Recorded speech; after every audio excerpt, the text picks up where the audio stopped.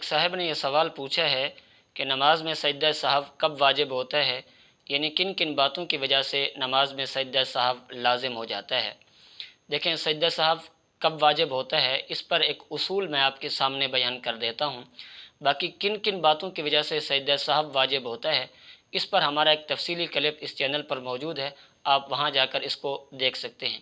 اور آپ سے التماس ہے اسی طرح کے اہم مسائل کی معلومات کے لیے اس چینل کو لازمی سبسکرائب کر لیں۔ محترم سامعین، سجدہ سہو کے واجب ہونے کے لیے 3 اصولی باتیں ذہن میں رکھیں۔ پہلی بات کہ نماز کے اندر جو فرائض ہیں، ان فرائض میں سے کسی فرض کی ادائیگی میں اگر تاخیر کر دی تو سجدہ سہو واجب ہو جائے گا۔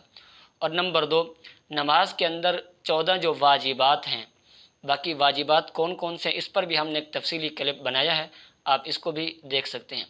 تو نماز کے اندر جو 14 واجبات ہیں، اگر ان 14 واجبات میں سے کسی ایک واجب کو بھول کر چھوڑ دیا، یا کسی واجب کی ادائیگی میں تاخیر کر دی، یا کسی واجب کو آگے پیچھے کر دیا، تو اب بھی سجدہ سہو واجب ہو جائے گا۔